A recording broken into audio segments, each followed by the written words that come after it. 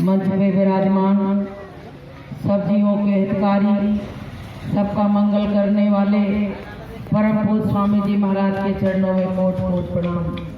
सत्संग में आए हुए सभी लोगों को प्यार भरा सादर सप्रेम जय गुरुदेव। सतगुरु जिनका नाम है, घट के भीतर धाम, ऐसे दीन दयाल को कोटन कोट प्रणाम। प्रेमियों, वो घड़ी बड़ी शुभ होती है जिन घड़ियों में उस परम पिता परमात्मा की याद की जाती है। वो क्षण बड़े ही शुभ होते हैं जिन क्षणों में उस मालिक की याद की जाती है। बड़ा सौभाग्य का दिन है आज कि सारे प्रेमी एकत्र होके और मालिक की चर्चा, उसका गुणगान सुन रहे हैं। तो प्रेमी भाई बहनों, जन्म जन्म भटकत रहे जे अवसर के कार, सो अवसर पाए के तू रहा उदास। जिंदगी भर से जब भटक रहे थे, पहले हमको मनुष्य जीवन नहीं मिला था, तो हम कहते थे कि हमको मानव तन मिल जाए तो हम ये काम करेंगे वो काम करेंगे। लेकिन मानव तन पाके हमने क्या किया कि पाके मानुष का तन और किया ना भजन, पाके मानुष का तन और किया ना भजन, तेरा दुनिया में आने से क्या फायदा, तेरा दुनिया में आने से क्या फायदा। भूखे माँ बाप की सेवा की ही नहीं, भूखे माँ बाप की सेवा की ही नहीं, बात आंसू बहाने से क्या फायदा, बात आंसू बहाने से क्या फायदा। मनुष्य का तन मिला और परमात्मा का भजन ही नहीं किया, बताइए। तो मनुष्य का तन पाके भी पशु के समान जो जीवन है। जिस दिन से गुरु से मिलन होता है, गुरु गुरुदक्षिणा देता है जीव को, उसी दिन से जीव का दिन, जिंदगी के दिन शुरू होते हैं। इसमें तमाम लोग बड़े बैठे हैं लेकिन छोटे हैं लोगों से। कैसे छोटे हैं? जिस दिन से नाम दान लिया उसी दिन से वो उम्र गिनी जाती है, उसी दिन से उम्र गिनी जाती है। तो प्रेमी भाई बहनों, सब कुछ किया जिंदगी में, लेकिन गुरु नहीं बनाया तो हमने कुछ भी नहीं किया। बिना गुरु के कहा गया कि गुरु बिन माला फेरते और गुरु बिन देते दान, और वो भी सब निष्फल गया। और पूछो वेद पुराण, गुरु बिना तुमने कुछ भी किया सब बेकार हो गया। क्योंकि गुरु बिन ज्ञान ना उपजे, और गुरु बिन मिटे ना भेद, और गुरु बिन संशय ना मिटे जय जय जय गुरुदेव। जब तक संशय हमारे हृदय का नहीं मिटेगा, और संशय मिटाएगा कौन? गुरुदेव मिटा सकते हैं और कोई नहीं मिटा सकता। जिनका संशय मिटा हुआ हो वही हमारे संशय को मिटा सकते हैं, और जिनका संशय भरा जीवन है वो हमारे संशय को क्या मिटाएंगे।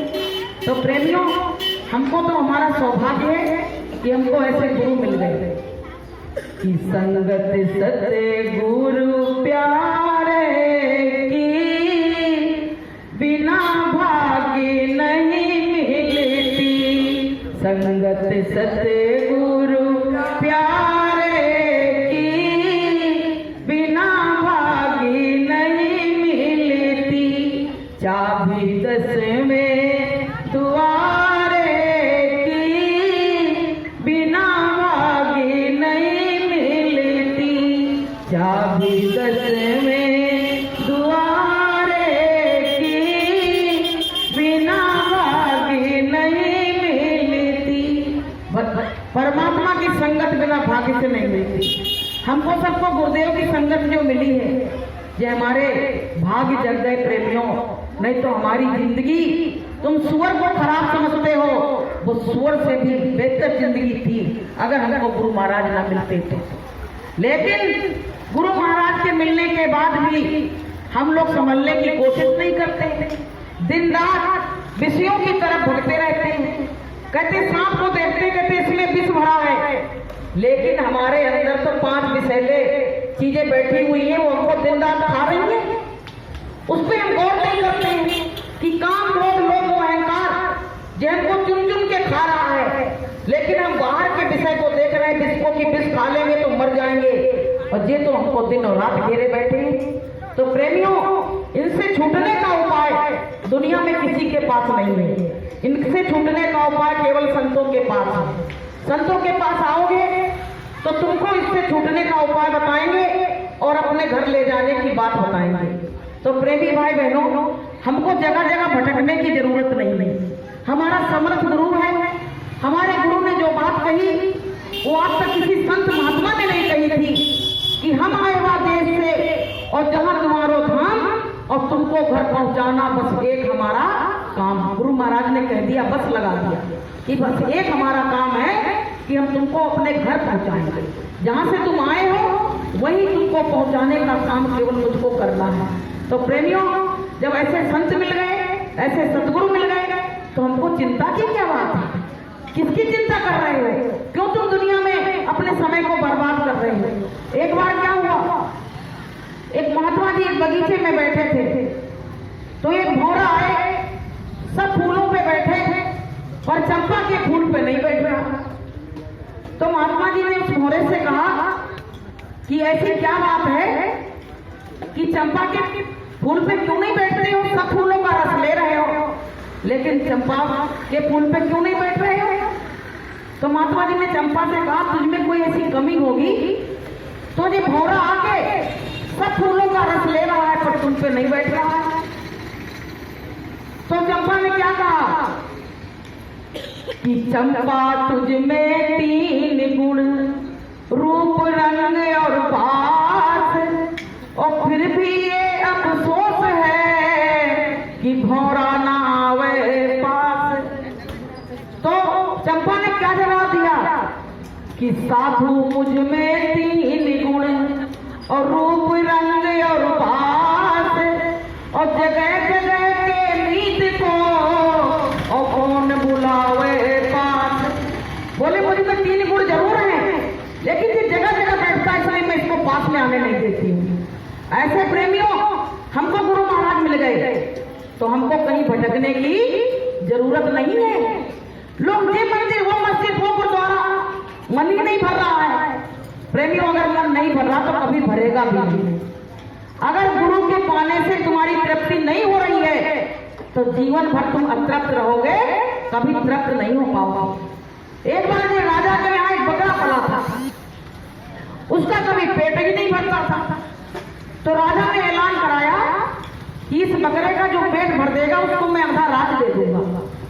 अब भैया बहुत लोग आए, कहने लगे इसमें तो बहुत छोटी सी बात है, बकरे का पेट घास भूसा ला के भर देंगे और आधा राज मिल जाएगा। अब सब आ गए, सब ने कहा मैं पेट भर दूंगा, ले गए।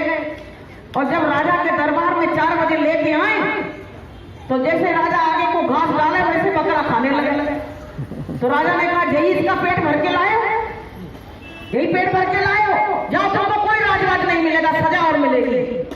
अब प्रेमियों, एक महात्मा जी उधर से गुजर रहे थे, तो महात्मा जी ने कहा, कौन सी ऐसी बात है, ऐसी कौन समस्या है जो महात्माओं के पास समाधान नहीं है? बोले ये बकरा इतना खाता दिन रात इसका पेट ही नहीं भरता। तो महात्मा जी ने कहा, हमको दे दो राजा साहब, हमको दे दो इस बकरे को, मैं इसका पेट भर दूंगा। बोले भर दोगे? बोले हाँ भर दूंगा। बोले बहुत लोग लेके गए, किसी ने पेट नहीं भर पाया। महात्मा जी ने कही, हमको 4 बजे तक का समय दे दो, मैं बकरे का पेट भर दूंगा। अपने में उस बकरे को लेके महात्मा जी जंगल में गए, एक पैनी सी छड़ी लेके और बकरे को बैठा लिया। जैसे घास डाले बकरा मुंह करे वैसे मुंह पे मारे। अब भैया वो इतना डरने लगा कि इतनी घास डाली गई, हरी हरी घास पड़ी, लेकिन बकरा कभी खाने की हिम्मत मत पड़े। अब 4 बजे वो राजा साहब के दरबार में उस बकरे को पेश कर दिया गया। बोले इसका पेट भर गया क्या? छक के आया? बोले हाँ छक के आया। बोले परीक्षा ले लो। राजा ने हरी हरी घास मंगाई, बकरे के आगे डाली, बकरा ने तुरंत मुंह यूं कर दिया। तब राजा ने कहा, वाकई में किसी ने पेट नहीं भर पाया पर महात्मा जी ने पेट भर दिया। तो प्रेमी महात्मा जब तक संत नहीं मिलेंगे तब तक हमारा जो मन है ना काबू में कोई ला नहीं सकता है।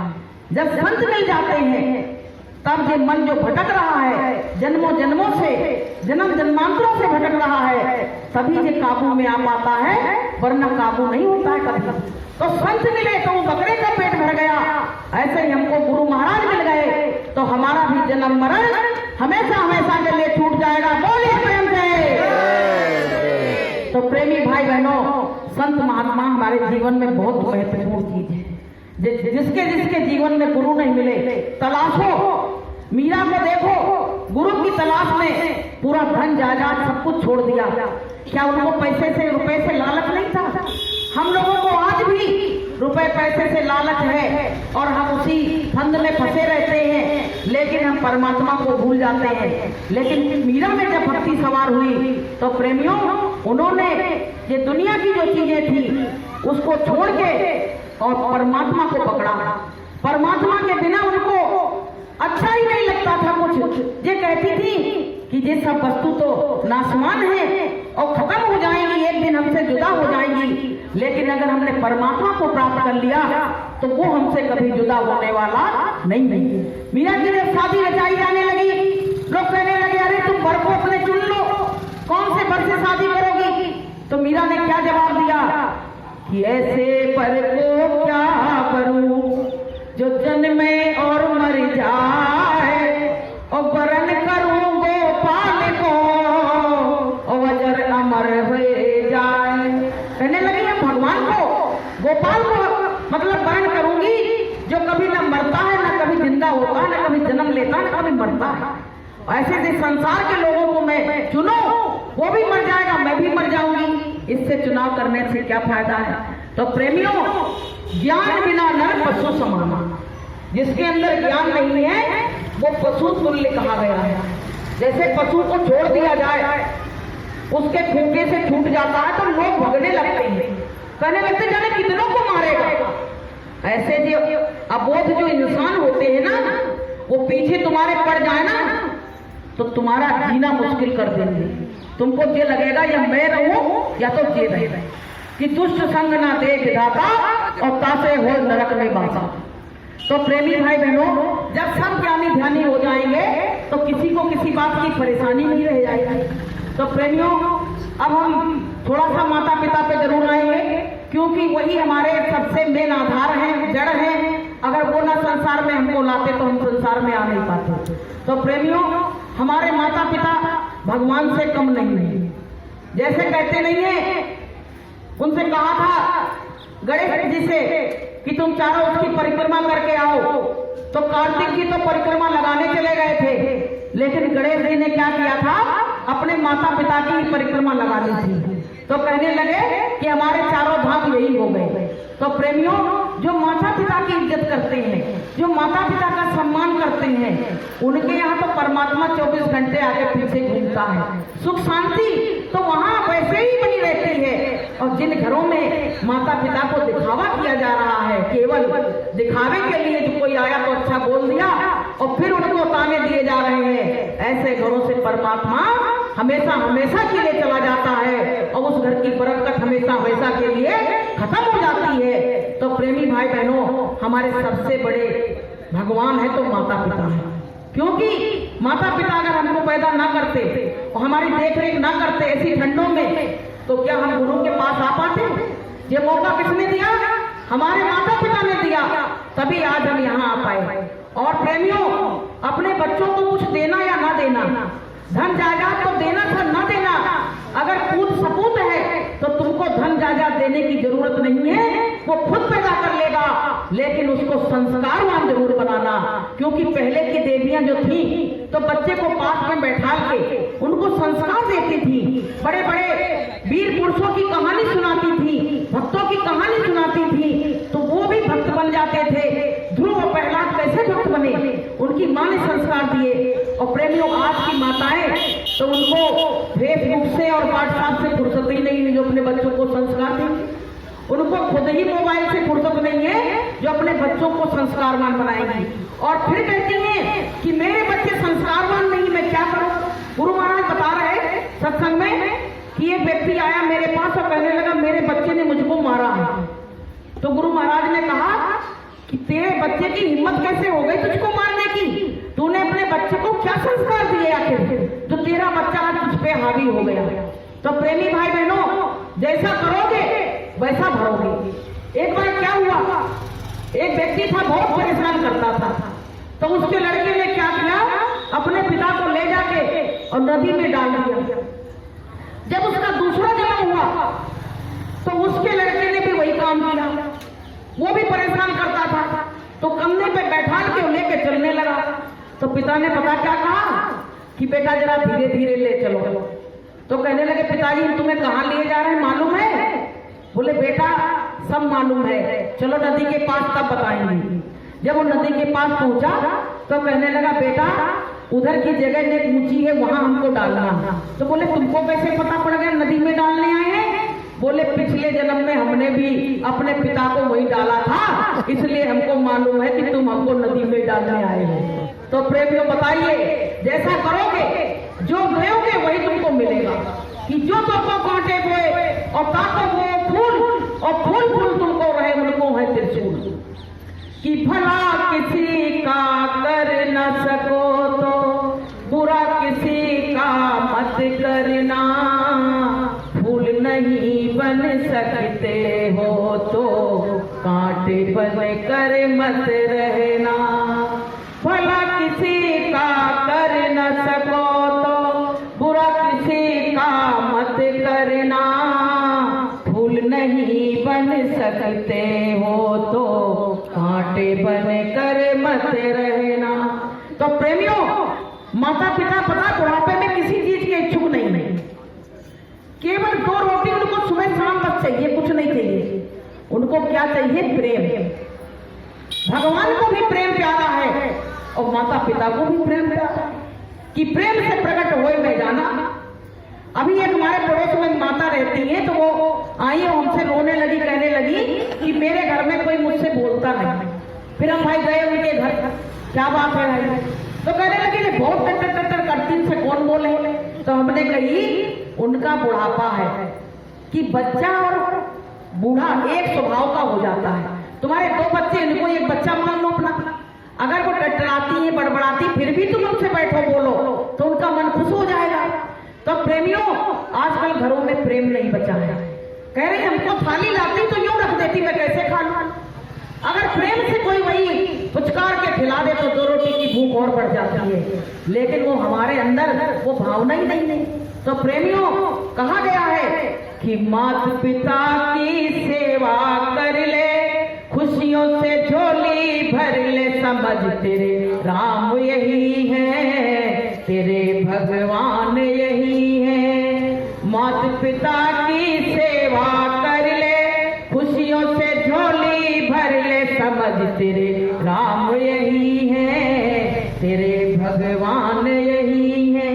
तुम्हारे माता पिता ही, तुम कहते हो मुझे सत्संग में जाते हैं, लेकिन अगर तुम्हारे घर की स्थिति देखी जाए तो अगर माता पिता वहां रो रहे हैं, बेचैन है, खाने को नहीं मिल रहा है, तो तुम कुछ भी नहीं कमाई कर रहे।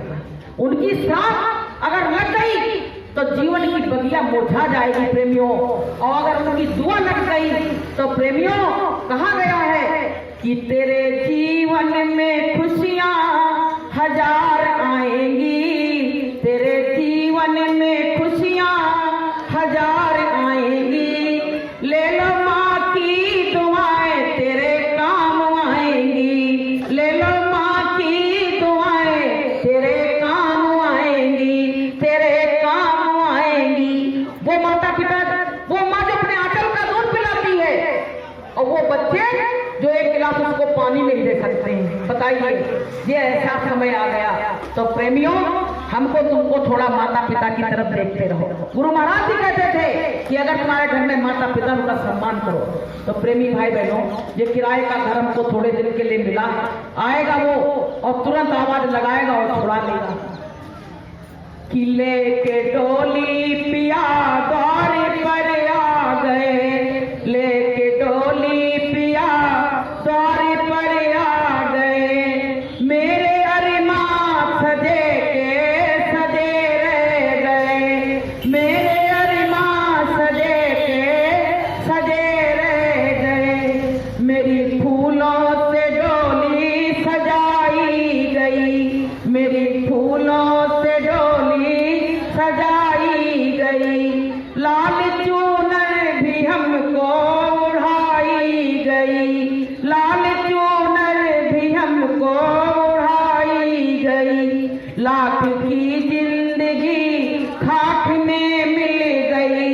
लाख की जिंदगी खाक में मिल गई, मेरे बाबुल खड़े के खड़े रह गए, मेरे बाबुल खड़े के खड़े रह गए।